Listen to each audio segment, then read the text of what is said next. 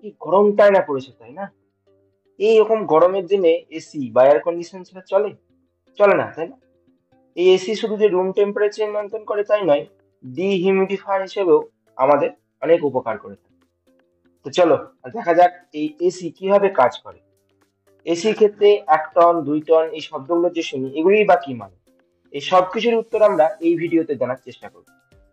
Split air কন্ডিশনারে মূলত দুইটি পার্ট: ইনডোর ইউনিট, যেখানে থাকে মূলত এক ধরনের কয়েল যাকে বলে এভাপোরেটর কয়েল, আর একটি ফ্যানের মতো অংশ যাকে বলে ব্লোয়ার। আর আউটডোর ইউনিটে থাকে একটি কম্প্রেসার ও কন্ডেন্সার কয়েল। এসিতে এক ধরনের গ্যাস ব্যবহৃত হয় যাকে বলে রেফ্রিজারেন্ট, মূলত R32 বা R90 এই ধরনের গ্যাস ব্যবহৃত হয়। এই ক্লোজড পাইপের মতো অংশে গ্যাসটি প্রভাবিত হয়। যদি খুব সহজ ভাষায় এসির কাজ বলতে হয় তাহলে বলা দরকার, এভাপোরেটর কয়েলটি ঠান্ডা হওয়ায় ঘর থেকে তাপ শোষণ করে, আর কন্ডেন্সার কয়েলটি অত্যন্ত গরম হওয়ায় সেই তাপ আবার পরিবেশে বিকিরণ করে থাকে। এভাবে এসি ঘরের তাপ বাইরের পরিবেশে নিক্ষেপ করে এবং ঘরের তাপকে নিয়ন্ত্রণ করে। তা এই কাজটি কিভাবে হয়, চলো আমরা একটু বিশদে জেনে নিই। রেফ্রিজারেন্ট যখন কম্প্রেসার অংশে আসে, তখন নাম শুনেই বুঝতে পারছো, কম্প্রেসরে এই গ্যাসকে প্রচন্ড কম্প্রেস করে, অর্থাৎ আয়তন হ্রাস করে। ফলে গ্যাসটির চাপ ও তাপ অত্যন্ত বৃদ্ধি পায়।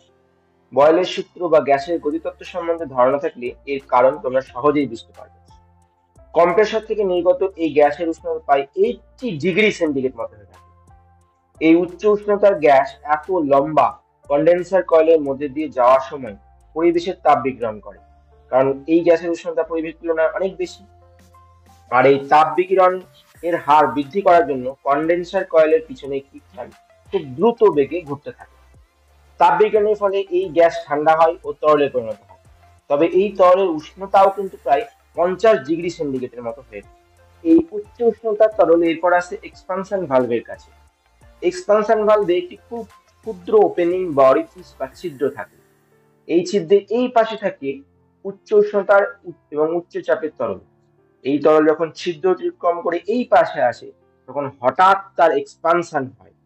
আর এই এক্সপানশনের জন্য চাপ অত্যন্ত কমে যায়। চাপ অত্যন্ত কমে যাওয়ার ফলে এই তরলের আবার অধিকাংশ বাষ্পে পরিণত হয়। একটা তরলকে কিন্তু চাপ হ্রাস করেও বাষ্পে পরিণত করা যায়, শুধু চাপ দিয়েই নয়, চাপ হ্রাস করে ওটা করা যেতে পারে। আর তরল থেকে গ্যাসে পরিণত হচ্ছে, অর্থাৎ দশা পরিবর্তন ঘটছে। ফলে এই তরলের উষ্ণতা কিন্তু অত্যন্ত কমে যায়। এটাকে অনেকটা সেন্টের বোতল থেকে সেন্ট ছেটানোর সঙ্গে তুলনা করতে পারে। দেখো না, যখন সেন্ট ছেটানো হয় তখন কিরকম ঠান্ডা ঠান্ডা লাগে। এই ঠান্ডা রেফ্রিজারেন্ট এবার এভাপোরেটর কয়েলে প্রবাহিত হয়। এভাপোরেটর কয়েলের এই ঠান্ডা রেফ্রিজারেন্ট ঘরের বাতাস থেকে তাপ সংগ্রহ করে, ফলে ঘরের বাতাস ঠান্ডা হয়।